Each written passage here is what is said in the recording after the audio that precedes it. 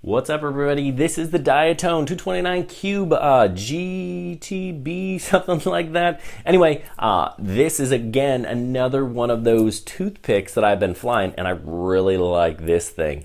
It's a lot of fun to fly. I did add this antenna, and this is the production model, so different than a lot of the reviews out there. We have a different camera, a different canopy. So overall, really like this thing. Stay tuned.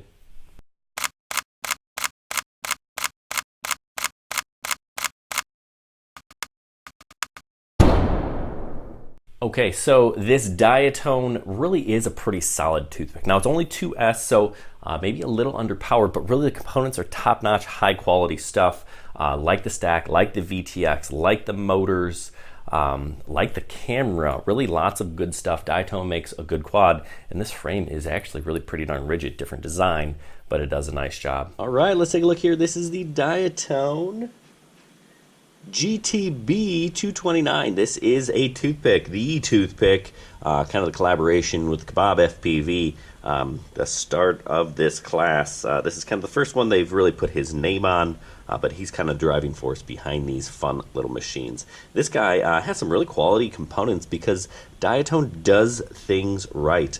The stack, really like it. We've got a Mamba F4 flight controller. We've got a tiny VTX by TBS Unify Pro in there. I did upgrade the antenna, put this little lollipop from Foxeer on there. Adds a little bit of weight, but I zip tied it in. Now this is the production version, which is different than most of the reviews out there.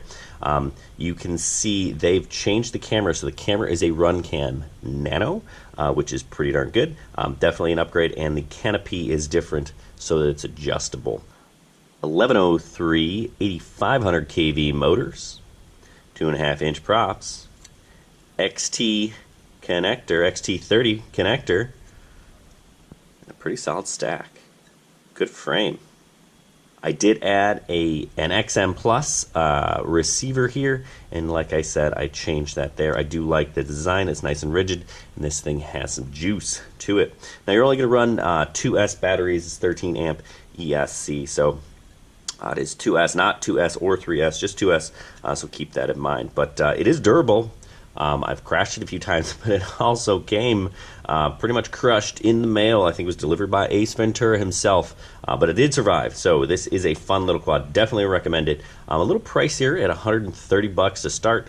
You do not get a battery or a receiver, so you're going to have to add both of those. So you're looking at another $10 to $20 in extra cost there if you don't have either of those things. But yeah, a lot of fun to fly, good quality, good looking drone. So the question is, which one would I recommend? Would you go with the Diatone or would you go with the Emax? Well, you know, honestly, the Emax is easier to get going. It comes with everything you need. You don't have to put a receiver in there, kind of find a place to sneak it in.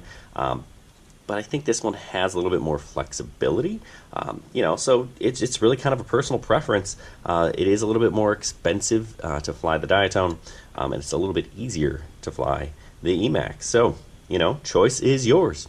There's also that Larva X on the way with that built-in DVR, something that you definitely want to take a look at as well.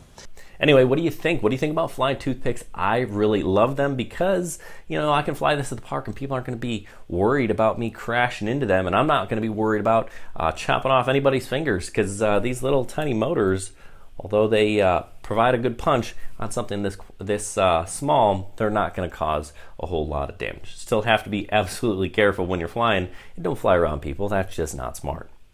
Anyway, leave us a comment below. We love to hear from you. What do you think about this guy? What do you think about freestyle quads or toothpicks in general? You like this class, or is it, you know, just a little bit too small for you?